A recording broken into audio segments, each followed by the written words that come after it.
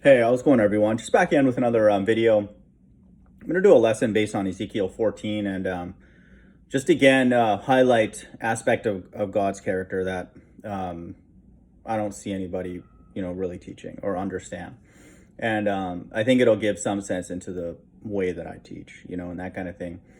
And just know that I believe these words, more and more every single day. And so when I teach them, and then that type of thing, just know that, people are going to get offended, and who cares, because the people on this earth are completely stupid, and don't worry about it. But, just know that it's not wrong, to believe these words and to have the mentality of a person who truly believes them, because then and only then can we expect some of the rewards, which are, have already been prepared, for those who seek God. And so just know that. Okay. So, this world, basically the spirit of this lesson is that this entire world is under Stockholm syndrome. Like, they love enslavement, and I see it. Everybody that I interact with, I'm not trying to be rude, but all you people that come on my channel, you love enslavement, and I'm going to use Ezekiel 14 to try and help some of you. Okay.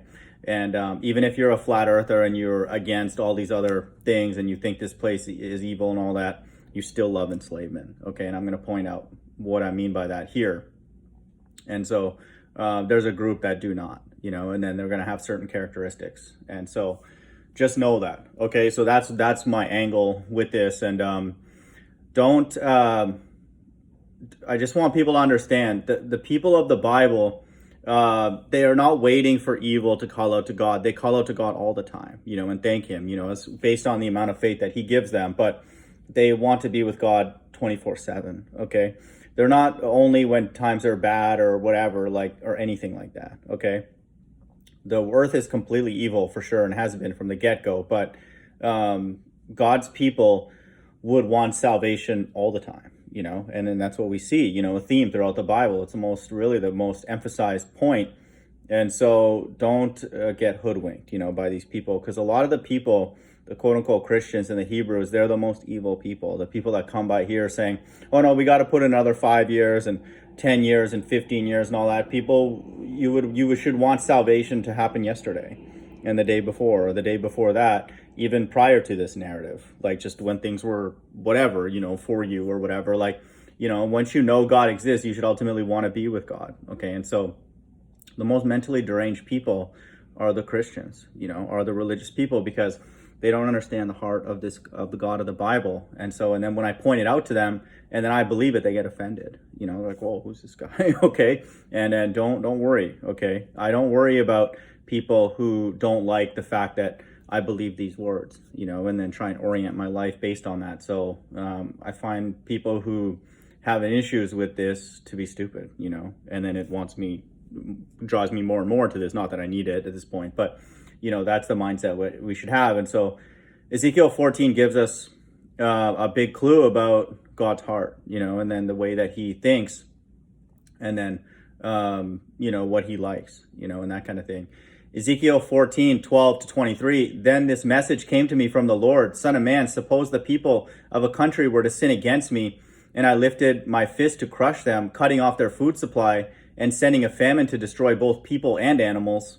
And this is prophecy for the last days, okay? Where God's going to, destroy America, and then ultimately the entire world in the wrath of God, and then, destroy the wildlife, in the water. And so just know that even if Noah, Daniel, and Job were there, their righteousness would save no one but themselves, said the sovereign Lord. So God would, if he's going to destroy America, he would allow 3 people out, and then just know that of the whole country. That's what's being said here. Suppose the people of a country were to sin against me. The entire country is against God. And then in Ezekiel 14:14, 4:4, for God's elect, he would spare them, but based on what?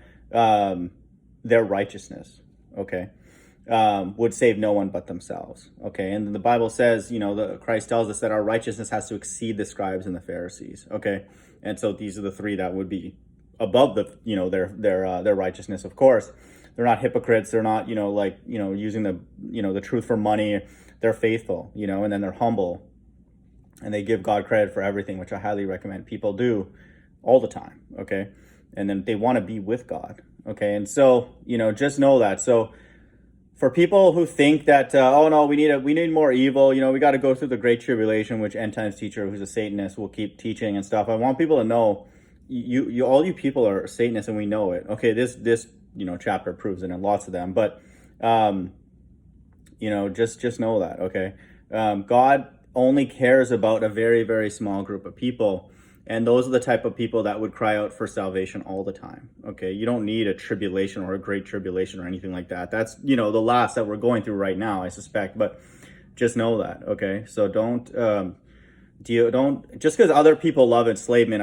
Maybe the few people that come by here don't love it just because they love it or whatever. Again, the majority of the people on this earth, and the ones with the Bible in front of them, are completely brain dead. Okay, they're completely satanic. And then if somebody comes by saying that they want for Christ to return any other day but today, they're a Satanist. Okay, and they don't say it with some kind of conviction. I know you're a Satanist, so you might as well just go away and just watch my videos passively. That's ridiculous. We want God to return yesterday. Okay, just know that. Even if there was no this, or even if there was all peaceful and everybody's doing whatever, great, all that, what's God going to do? Bring bad ideas into the mix? Oh, God's here. Oh my God. Okay, now it's going to get real stupid. Okay, God's here. He's going to screw up. Are you kidding me? Okay, don't be a slave. Don't love enslavement like these retards that are on the earth. Verse 15, or suppose I were to send wild animals to invade the country, kill the people, and make the land too desolate and dangerous to pass through. As surely as I live, says the sovereign Lord. He just does whatever he wants. Even if those 3 men were there, they wouldn't be able to save their own sons or daughters. They alone would be saved, but the land would be made desolate. Take care of yourself. A lot of you retards don't even know what's going on in the Bible, and you're running around on the streets yelling, blaring nonsense, going to the beach with cards, and you retards don't even know what's going on in your own life, and you're trying to go out and save other people. Okay, why don't you go into your home and then just play some quiet music if you need to or whatever, and just figure out what's going on with you. Okay, like it says here, they alone would be saved, but the land would be made desolate. So why does it say sovereign Lord? Because God just does whatever he wants. Okay, like it says here, even if those 3 men were there, they wouldn't be able to save their own sons and daughters. So how are you dummies going to go out in the street and teach anybody anything? I'm talking to Hebrews, all you retards, all you flat earthers, all you bird brains, going to go out and save anybody out there who's complete strangers. You don't even know what salvation is because you don't read the Bible, and some of you don't even know what Christ looks like and that kind of thing. And so just know that all these people are actors, okay? And they're just terrible actors at this point. So I would highly recommend trusting what the Bible says. Okay, it's not funny, but don't listen to these people, okay? It's just comedy and entertainment at this point, but laugh at them, okay? The God of the Bible is saying here in the book of Ezekiel that even these 3 incredibly righteous men, Noah, Daniel, and Job, they would not even be able to impact their spiritual future of their own family, okay? Because God doesn't care about them. He only cares about those 3 righteous men, okay? So, and he's using this as an example to help us understand what he looks at when he's going through, and deciding what to do and that kind of thing. It's the same interaction with Abraham, and Lot, and he tried to talk him down, hey, what if you find a few righteous? What if you find 4 or 5? And that kind of thing. And then, narrows it down, okay? And so God is only looking for a very, very, a small group of people, okay? And then they're going to have characteristics of Noah, Daniel, and Job. They're going to be the faithful, okay? They're not going to be retarded, and then he only cares about those people, okay? And so just know that. So this is all foreshadowing to the last days, because it's talking about salvation, it's talking about desolation. So once salvation begins, then desolation, depopulation begins officially, okay? And God's depopulating the earth, his earth. And but he's going to take away, his elect, in his right-hand side first. And that's all he cares about, okay? And just know that. Or suppose I were to bring war against the land, and I sent enemy armies to destroy both people and animals. As surely as I live, says the sovereign Lord, even if those 3 men were there, they wouldn't be able to save their own sons or daughters. They alone would be saved. So why does he keep repeating it? Because he's reminding people that this is the way it is, okay? and 3 men. Think about it. He's talking about armies, animals. God will kill everything, okay, just for these 3 people, okay? And so that's the way it is. If you find it outlandish that God only cares about 144,000 men ultimately, then you don't understand the Bible. You won't understand Ezekiel 14. You won't understand Revelation. You won't understand anything, okay? So just take care of yourself. All you stupid people out there. Or suppose I were to pour out my fury by sending an epidemic into the land. Okay, who's behind this? And the disease killed people and animals alike. We see that. As surely as I live, says the sovereign Lord, even if Noah, Daniel, and Job were there, they wouldn't be able to save their own sons or daughters. They alone would be saved by their righteousness. Okay, and so just know that. Now, this is what the sovereign Lord says. How terrible it will be when all 4 of these dreadful punishments fall upon Jerusalem. Okay, this is foreshadowing in the last days.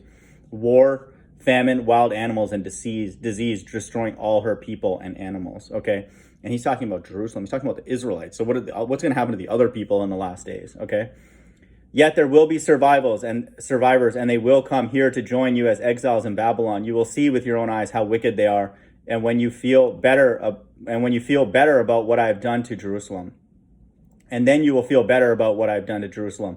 When you meet them and see their behavior, you'll understand that these things are not being done to Israel without cause. I, the sovereign Lord, have spoken. Okay?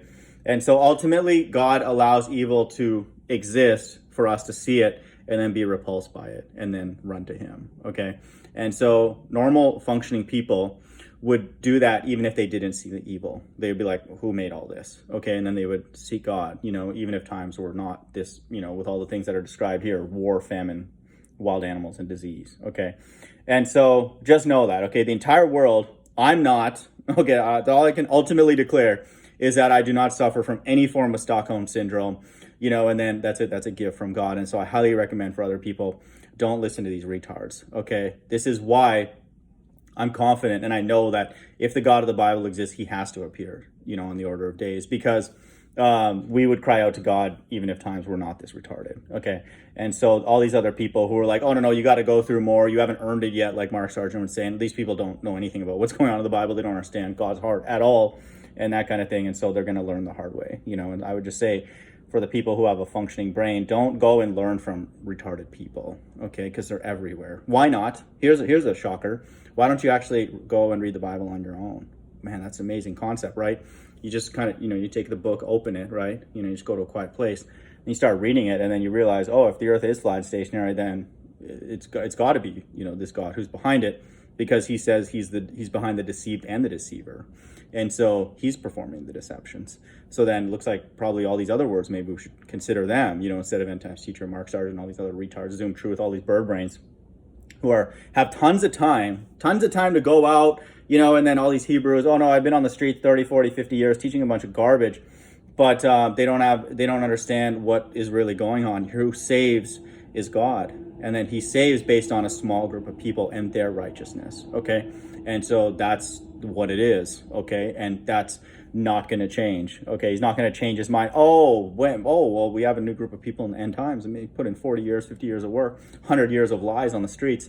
Maybe I'll alter my teach. Oh, I got Zoom Truth barking on the streets, and maybe I'll give him a little bit of credit for the nonsense that he's out there teaching, increasing Durst's net worth, okay? All these morons know each other and all that kind of stuff. So for the few people out there who have a functioning brain, I'd highly recommend taking these words seriously. Hope everyone's doing well. Bye.